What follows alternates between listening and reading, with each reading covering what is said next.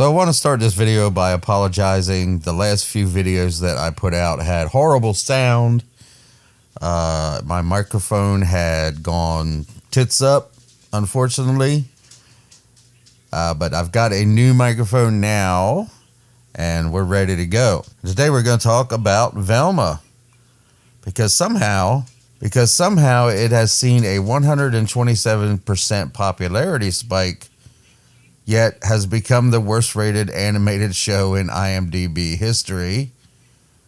Let's take a look at IMDb. It is at a 1.3, which beats Dragon Ball Evolution and other low-rated shows on the platform. And take a look at some of the reviews. Somehow, it has received 2,048 10 votes. I don't get that. I don't see why anybody would like this. You basically have to be Mindy Kaling. You have to hate white men. You have to hate white people in general to enjoy this. So I guess that 2,048 share Mindy Kaling's views, I guess you could say. But it's got 48,959 votes.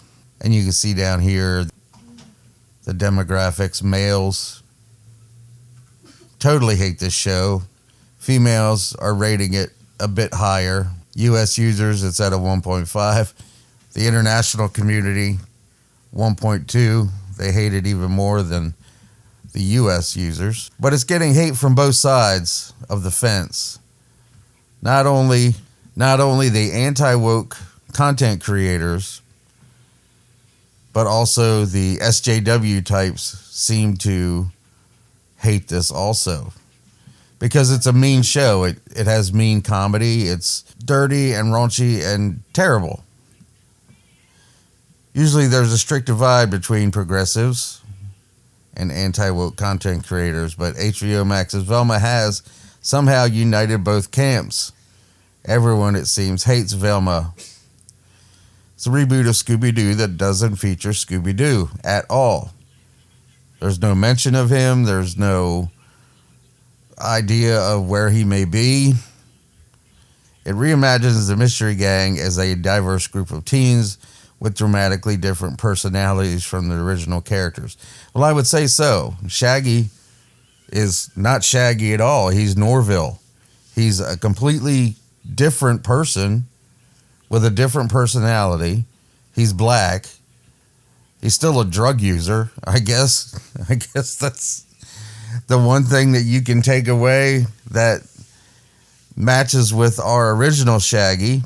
Daphne being Asian and just has a complete hate for men. And Fred, who's the only white main character, is just a bumbling buffoon that has no idea how the real world works. And apparently has a very small penis, which the show keeps reminding us about. So yeah, nowhere near the original characters. So taking a new direction from an old story isn't a bad idea in itself.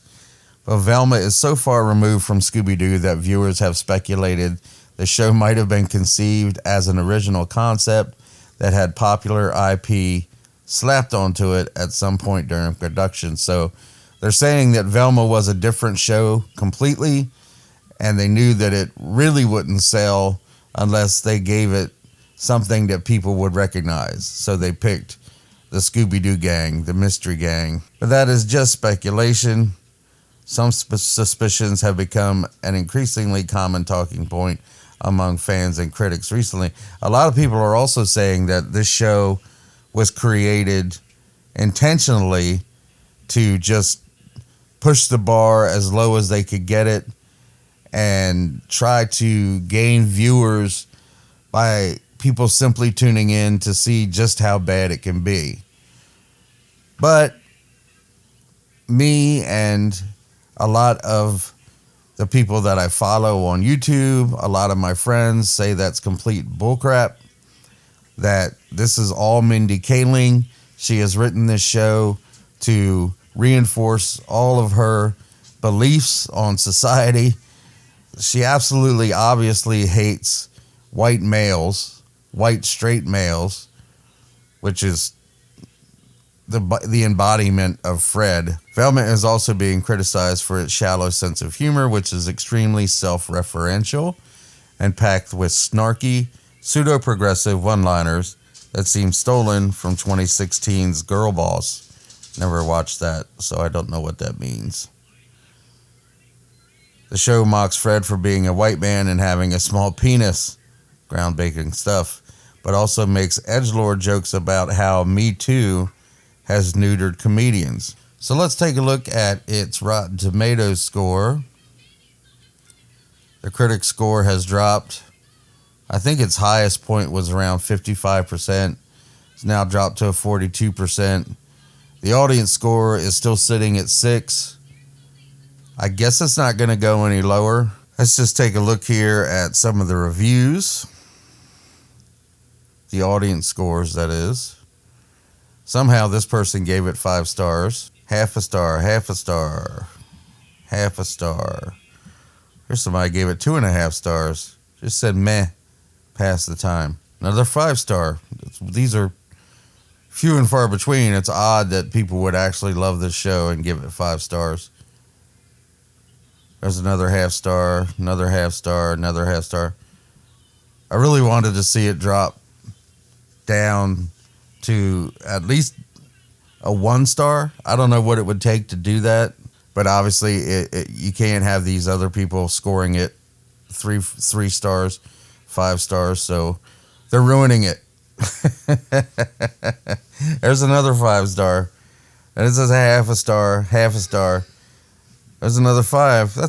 I don't know where these people are coming from. It's a terrible, terrible show. These people obviously are just complete morons who have no idea what shows are supposed to be and probably never watched Scooby-Doo. But the half stars definitely outweigh the higher star ratings.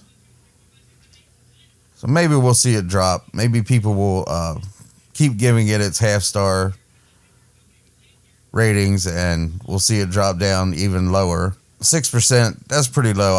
I can't remember the last show that I've seen that's gone that low. Once again, I don't understand these parrot analytics. I don't know where they're getting their information from. TV demand versus market average. I don't really understand what that means. How are they basing these ratings or whatever you want to call them?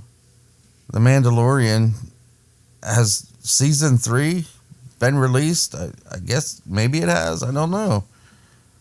Stranger Things at the top, but Velma being number 4, there must not be a lot of things out there to watch. I do know for a fact that The Last of Us is a good show and a lot of people are watching it. Bottom line is, it's just a horrible show. It's possible that people are watching it just to see how bad it can get. Maybe they're watching it because they want to create content on YouTube like me, but I'm not watching it. I only watched the first episode and couldn't even get through the whole thing, but I've heard about the subsequent episodes and realized that it just got even worse than the first episode. But my view, I don't want to give it views because that's where you get these bogus claims that, hey, everybody's watching this crap.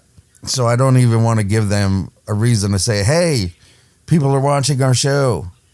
I don't want that. I know that people are watching it for their cringe factor. It's got to be. And maybe that's why its popularity has shot up. But I can guarantee you it's not going to last. I mean, just look at the ratings. People are going to get sick of it and not want to watch it. So we'll keep an eye on the ratings and we'll keep an eye on the viewer numbers. I'm sure that they'll drop off. I actually want to see the ratings get lower. I'm sorry. This is such a piece of crap show. I've never really liked Mindy Kaling to begin with. She was, for me, the worst part of The Office. Just so cringy, and I think that that's her actual personality. I think that they wrote her personality into the show simply because that's how she acted normally. But anyway, we'll just keep an eye on this and see if it goes lower. Hope you like the video. If you did, please like, share, and subscribe. Ring the bell for notifications. Let me know your thoughts in the comments, and I'll talk to you next time.